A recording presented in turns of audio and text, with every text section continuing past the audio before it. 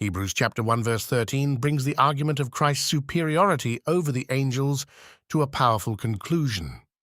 The verse says, "But to which of the angels has he ever said, 'Sit at my right hand till I make your enemies your footstool'?"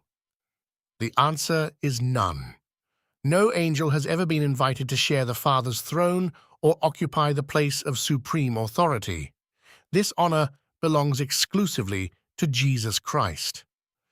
The quotation comes from Psalm chapter 110 verse 1, the most frequently quoted Old Testament passage in the New Testament. This psalm is a prophetic declaration concerning the Messiah. The Father addresses the Son and invites him to sit at his right hand, a position of honor, authority, and power. After completing his work of redemption on the cross, Christ ascended into heaven and took his seat at the Father's right hand. Hebrews chapter 10 verses 12 through 13 states that after offering one sacrifice for sins forever, he sat down at the right hand of God. The fact that Christ is seated is significant. Old Testament priests continually stood ministering because their work was never finished. Christ sat down because his atoning work was complete. John chapter 19 verse 30 records his triumphant declaration, "It is finished." Nothing can be added to the perfect sacrifice he offered for sin. The phrase, "Till I make your enemies your footstool," points to Christ's ultimate victory over all opposition. In ancient times, placing one's foot upon a defeated enemy symbolized complete conquest and authority. Although many continue to reject Christ today, the day is coming when every enemy will be subdued beneath his rule.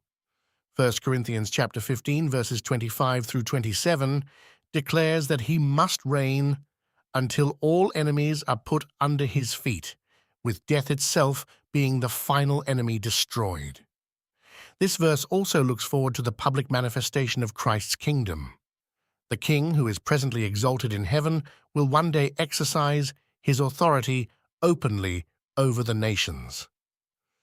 Philippians chapter 2 verses 10 through 11 declares that every knee will bow and every tongue will confess that Jesus Christ is Lord, to the glory of God the Father. The contrast with angels remains clear. Angels are servants who stand ready to carry out God's commands. Christ is the sovereign Son who sits enthroned at the Father's right hand. Angels minister before him, but he reigns over them. They serve the kingdom. He is the King. Hebrews chapter 1 verse 13 calls believers to place their confidence in the exalted Christ. He is not merely a Savior who died and rose again. He is the reigning Lord who now sits in glory, intercedes for his people, and will ultimately bring every enemy under his feet. His victory is certain, his authority is absolute, and his kingdom will never end.